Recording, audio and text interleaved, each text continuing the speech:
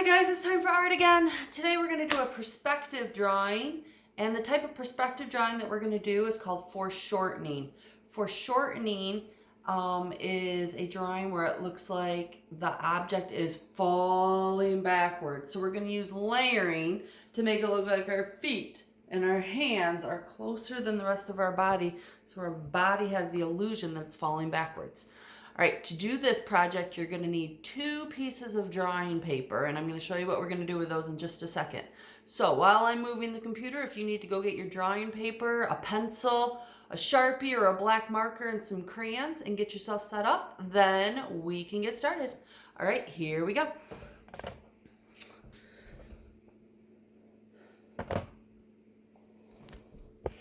All right, there's an example of my foreshortening picture. We are going to create one that's similar. You're going to choose your background for it. Now, before we begin, I want to show you some examples on my computer. All right, let's see if we can get them in here. Again, we said we're doing foreshortening, and we're going to look like we're falling back into the paper. So you're going to draw a picture of yourself or a character that looks like it's falling back. We have one that the first one looks like it's falling back into the sky. We have the universe with a basketball player. The third one is falling into a rainbow, and the last one's another one falling back into the sky. But you can see on all of them, they use their feet and their hands to get the perspective that the rest of their body is falling backwards. Foreshortening. All right, so let's get started. Now, like we said, we're going to need 2 pieces of computer paper, of white computer paper, because one just isn't enough. If I just take one piece of paper, you can see that our picture is definitely not going to fit in there. So I need 2, and you're going to need a glue stick or some tape to help you put these 2 pieces together. I'm going to use a glue stick, and all I'm going to do, let's put our example over to the side, Mrs. A. Okay, so I'm going to turn my paper horizontally, and I'm going to take my glue stick and I'm just going to run it along the top of my first paper, and I'm going to give myself a line of glue just along that top. We don't want to overlap it too much because we'll shorten our paper too much. So I'm just going to overlap it about a 1/2 inch. And I'm going to put my second paper right on top of that line of glue that we made and try to make it as straight as possible and line up my edges as close to the other paper as possible, and then just run my finger down, and it takes those 2 smaller papers and it gives me 1 large drawing paper. Now, if we were at school, I would just give you the big drawing paper, but we don't have that at home, so we're going to make it. All right, so now I have my large sheet of paper, and the next item that you're going to need is a pair of shoes that have a pretty clean bottom. Now, my shoes don't fit on the paper. They're way too big. So I found a pair of Tegan shoes. Now, if you have big feet and when you go to put those shoes on, they just do not fit on there, see if one of your brothers or sisters or somebody in your family has smaller shoes or just a smaller pair of shoes. Now, I said clean ones because we definitely don't want to get mud all over our paper. I'm using Tegan slippers. All right, and I'm going to lay them out. So the right slipper starts with the heel towards the center of the bottom of the paper, and the toes are going out towards the edge. I'm going to do the same thing with the left foot. I'm going to put the heel close to the center and the toes kind of going diagonally out. Okay, now this is definitely going to be the largest object in our picture because we want it to look like we're falling back and our feet are in front of us and the rest of our body's falling backwards. All right, so now I'm going to take my pencil and I'm going to trace around the shoe as carefully as I can. And I want to make sure I'm keeping that pencil straight up. I don't want to put it at an angle underneath. It'll make my shoe a lot smaller. I want to try to keep my pencil up and go all the way around. There's one shoe. And I'm going to do my left shoe. Hold on to it, trace around it. My heels are towards the center and my toes are going towards the outer edge, and pull it off. Now I'm going to use my Sharpie marker to trace around it so you guys can see it a lot better. You don't have to do that until the last step if you don't want to. So while I'm doing the Sharpie, you can actually think about the soles of your shoes and what design you want to put on them. Now the soles are the bottoms of the shoe, and that's what we're drawing right here. We're going to draw the bottom side or the underside of our shoe. And the shoe companies put designs on these because they help us keep traction. They want to put some grip on there. We don't want our shoes to be flat. If it was just like this and I was running across the ground, there would be nothing to hold on to the ground. I just slide. So they put little designs to give you traction. Now on my example, you can see that I didn't use my real shoe. I just drew some shapes and designs to give myself some example. I gave myself an outline and then some diamonds, and I put some circles and some ovals in there. You can decide whatever design you want to put. If you want to look at the bottom of your shoe and use the exact same design, go for it. Now remember, we have a pair of shoes. They're matching. So whatever I do on one side, I want to do on the other side. So I'm going to put some spirals. So I'm going to go around and do 3 spirals at the top of this shoe. Now, if I did it on this side, I want to do the same thing on that side. I don't want to look like I'm wearing 2 different types of shoes. Sometimes that happens in the morning. We grab the wrong shoes and throw them on. But for the most part, we want to wear matching shoes. So I have 3 spirals on this side, and I'm going to put 3 spirals on this side. Let's do some waves. I'm going to do some waves going down. That's some good traction for my shoes. And then at the bottom, we'll do a big oval with some smaller ovals in it. All right, same thing on the shoe. So I do my waves, and I did 1, 2, 3, 4, 5. So I'm going to do 1, 2, 3, 4, 5 on this side. And then my 3 circles or ovals. All right, so that's going to be the design for the bottom of my shoes. You can design your shoes however you would like to. If you want to put an outline so it looks like the bottom of your shoe is connecting to the top part, you can absolutely do that. That's what I'm doing right now. I think it just gives it a finished look. All right.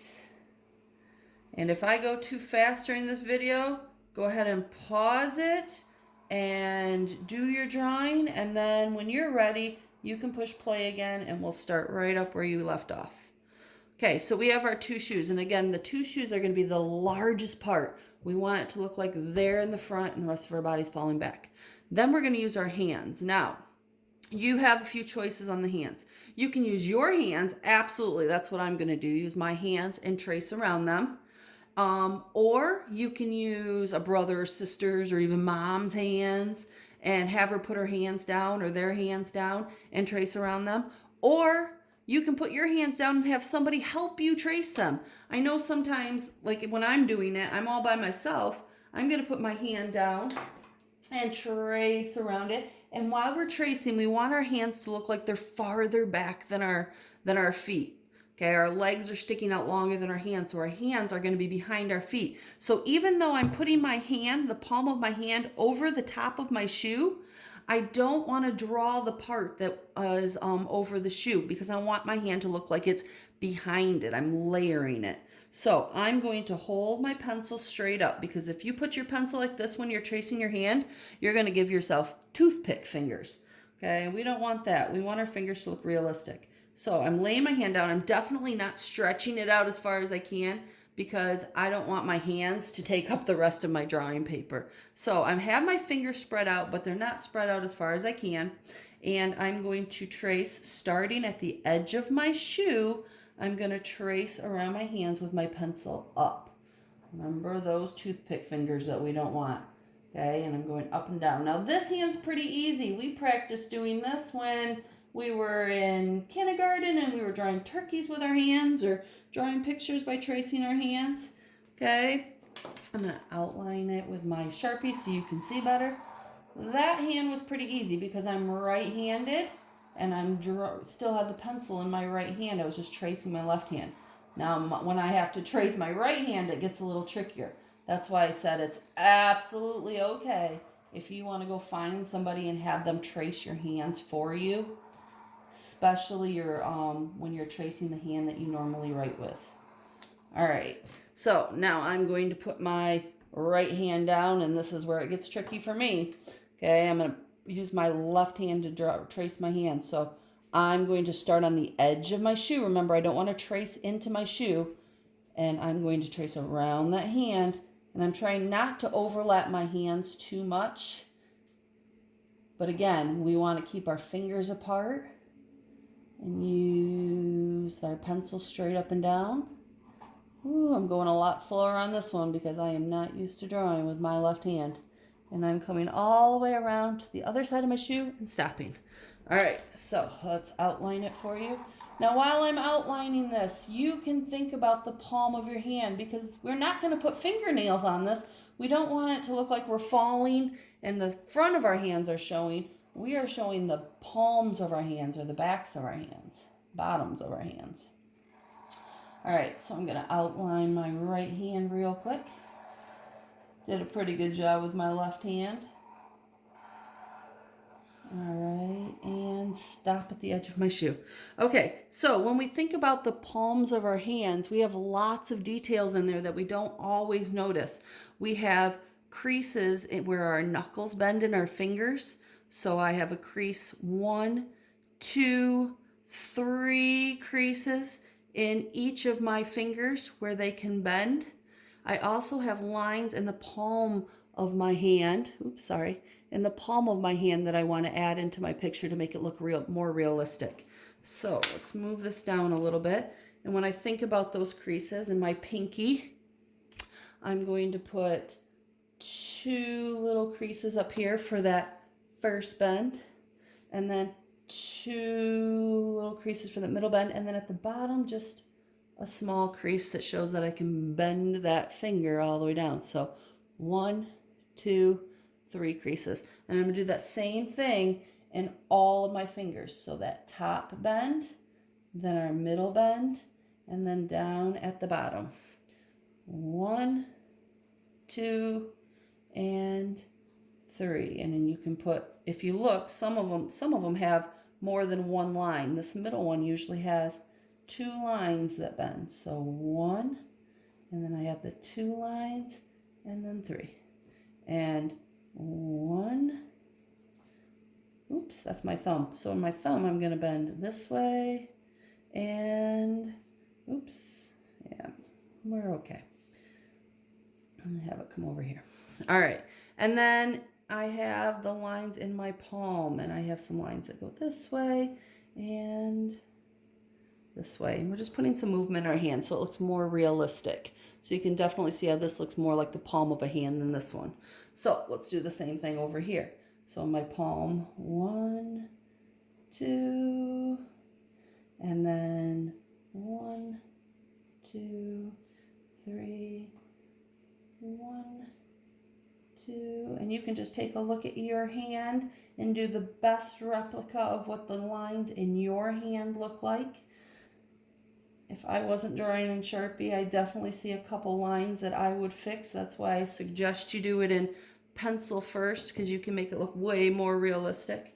And then the lines in my palm. So I have one here and one that goes this way and maybe one that comes over here. All right, so those are my palms that are flying up, trying to say, stop me, catch me, as I'm falling. All right, so 2 feet and 2 hands. Now we have to draw the rest of our body.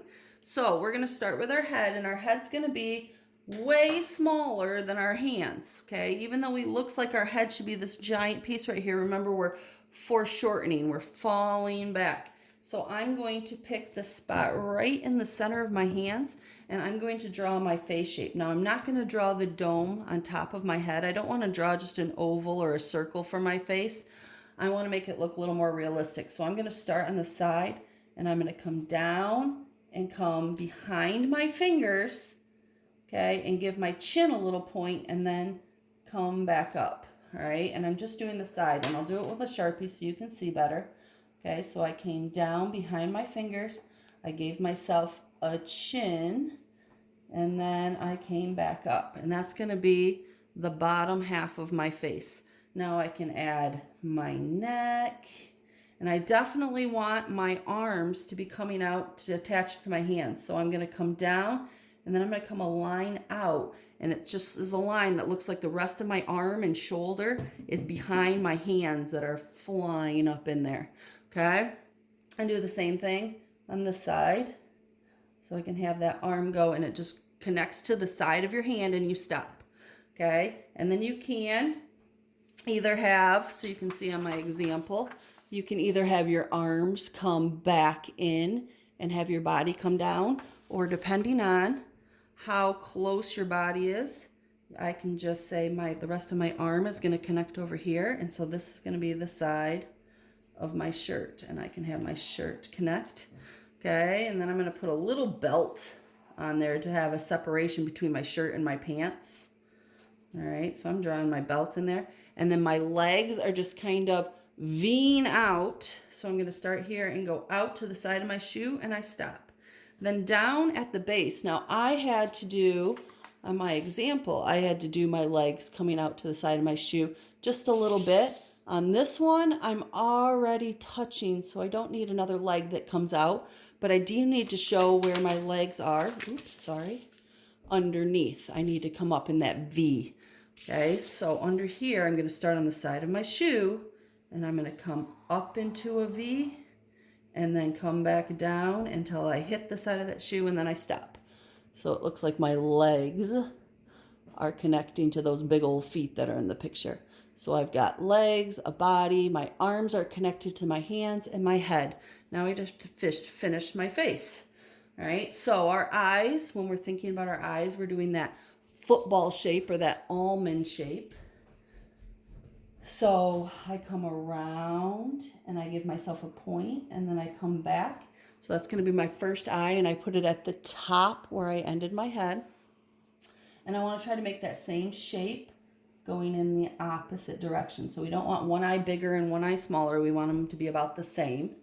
Okay? And if you don't like the way they look, then erase it and keep working. That's why you're working in pencil. All right? And then I'm going to come around and I'm going to give myself my iris. So I'm going to do my curved lines on both sides. And then in the center, I put that black pupil. All right, now you can give yourself your eyelashes. We have eyelashes on the top and the bottom. You can give yourself your eyebrows. Boys, you've got eyelashes and eyebrows too, so you can add them in there. All right, so I'm going to add my short little eyelashes on both the top and the bottom just to make it look more realistic. Okay, my eyebrows are right above my eyes, and they start thicker towards the center, and then they get thinner or smaller as they go out. And we have those big wide open eyes because we are falling and we don't know where we're going to land. So our eyes are open in surprise. All right. My next feature that I want to add, and you can add more details to your eyes if you would like to. The next feature I'm going to add is my nose, and starting right between my eyes. My nose doesn't start down here. It starts between my eyes. I'm going to have the bridge of my nose come down, okay, and then it comes out because we're looking at the front of us. So these are the sides of our nose, and then another little U to make that front bump on our nose. Okay, and you can touch it up with your pencil. You can add a little bit of shading to make it look more realistic. And then finally, my mouth is open in a big scream. So I'm going to start underneath the base of my nose and come out, and then I'm going to do a upside down rainbow line and give myself another level of that, and then the tongue inside, and I'm just going to color the rest of that in so it looks like my mouth's open and you're looking down into my throat. I'm yelling. All right, now your hair. You can decide how you want your hair to be flying around your head. Mrs. A likes to wear her hair in her big messy bun. So I'm going to start with the top of my head, and I'm going to come with a bump here and a bump over here. That looks like the top of my hairline. And then I'm going to come around. Okay, so this is going to be the dome of my head. So this is where my hair starts. And I gave myself, it's almost like a stretched out M. Comes to a point right here. And then all that hair is going to come towards that center part. So it comes towards the center, and then my messy bun on top. All right, so that's me falling back into the abyss. All right, you can do your hair however you want. If you want to make it a different character and it doesn't have to be you, you can absolutely do that. You can put a hat on it, whatever accessories you want to put on it. If you want to add to your clothing and give yourself a design on your shirt, or if you want to do something special to your pants, you can put some pockets in my pants. Okay, whatever you want to do to your picture, you can do. After you get done with this point, then it's just time for the colors. Okay, so you can use your crayons and make your skin a realistic tone for you. Think about the color of your eyes, okay, your eyelashes and your eyebrows. What colors would be around your mouth? So again, I have my example that I've colored in my person. The only thing that I have left to color is my background. And if you think way back to when we looked at those computer examples, we had people that drew their backgrounds and they colored them black, so it looks like they were falling into either outer space or a black hole. We had people that colored them blue and put white clouds in, so it looked like they were falling into the sky. You can make it look like you were falling into whatever you want. You could put like a big black circle around and then put green underneath, so it looks like maybe you're falling onto a trampoline. All right, so what are you falling into? So you're going to create your shoes. Okay, so it's our perspective drawing. Our shoes are the largest piece, and then our hands are layered behind. So it looks like our hands are out trying to reach for someone to catch us. And then our body's the smallest part because we want it to look like it's the farthest away. It's falling back. Okay, and then our background helps give us that illusion. So this picture, we said it was a perspective drawing. It's also kind of an optical illusion. Everything's on the same plane. We're all on the same flat paper, but we want it to look like we're falling back farther into that paper. So I cannot wait to see your finished drawings of your falling person. Take your time, do your best. Remember, you're using pencils, so if you make a mistake, erase it and make it as good as you possibly can. We're always working on our best art. If you want, when you get done, if you want to use a Sharpie to outline and make your picture stand out more, you absolutely can. If you don't want to, I didn't on this one. You can still see that our different lines show up really well on here. I used crayons, but if you want to use colored pencils or markers to help complete your coloring, that works too. And then finally our background. What background are you going to put on here to make it look like your person is falling into it? All right, finish those pictures up, snap a picture, and show me your example of your foreshortening picture, and I can't wait to see it. All right, see you guys later. Bye.